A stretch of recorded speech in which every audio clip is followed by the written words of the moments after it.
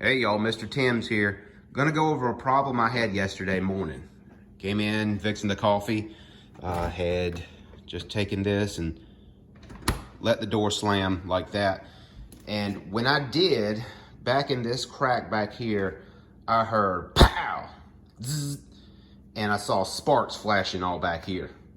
Immediately the fridge, I opened it up, the fridge wasn't running, there was no lights on, and something had happened. Let me show you what happened. Okay, got the refrigerator pulled out and the dust bunnies relatively swept up.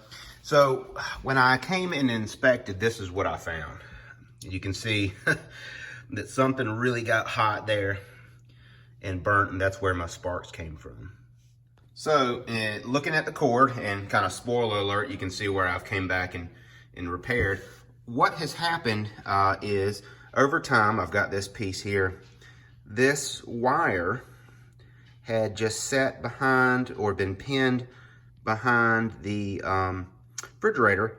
So it was sitting here just sitting here vibrating. And every time, I guess, that last door kind of slam jarred it enough, and it finally rubbed through, arced, and then sparked out.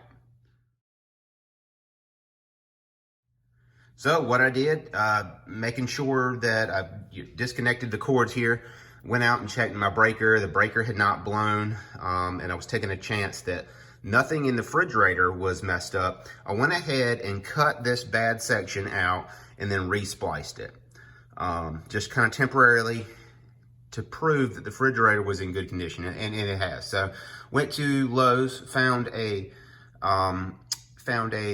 replacement cord. So at Lowe's for around $10, $11, I found this. This is actually a dishwasher cord. But the main things to look for is that it had the same amount of wires running in it. It has your two hots there, and then the ground. And so that was the main thing that I found here. So I'm going to crack the back of this open, see if I can get to where this attaches to the power point here, and put this new cord on here, so this will be a little safe. This is the fire hazard. All right, so this is what I'm finding underneath here. The cord, which has a kind of a safety catch to keep it getting pulled, has this plugs right up into the base up there. I've got that down here. I'm not going to disturb this. What I think I'm going to do is go ahead and cut and expose right in here, and then come in with some nice wire nuts that are standard for this voltage. And then I'll use my cord that I have now.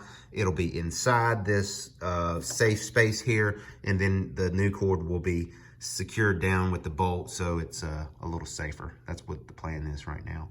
While I'm in here, I'm going to do a little preventative maintenance with the vacuuming, see if I can get some of this dust and stuff out of here. Package here, you can see my cord. It comes with the wire nuts that I need, and then I'll just use these ends. I'll take this off and use a wire nut. So got everything I need here to do my repair. We've got the new cord here, white, black, and green. How are we going to decide what black and black? We know green, that's ground's going to go to. So how am I going to decide here? What you can do is go in here. You can see that this one wire turns into a white. It's actually plugged into the same port. So that's pretty powerful evidence. And this wire actually has a different look to it, where it's got a little more fins and ridges on the outside. Let's see if I can get it in focus. Like that, where this one over here is a little more smooth on the outside. There it goes. So you can bring that back over to the head as well, which it shows, that on the head, the right side is the one that has the smooth one, and the left side here has the ridges. So equate that back to the one that you have here, your new one on the right there. I've traced it down, and the orientation of this wire comes out like this. So that tells me that the smooth one's gonna be black, and the white one is gonna be the one with ridges. And that holds true here, back over here.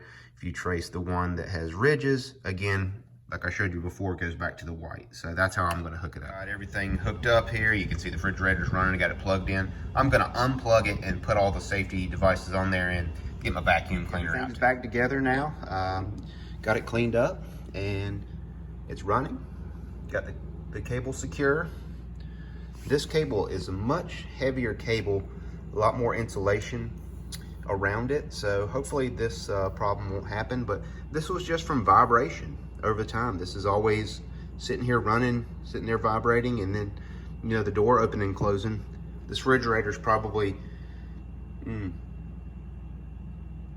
almost 19 years old. So that was about $11 fix. Just took a few minutes, and definitely a lot safer than just splicing it in.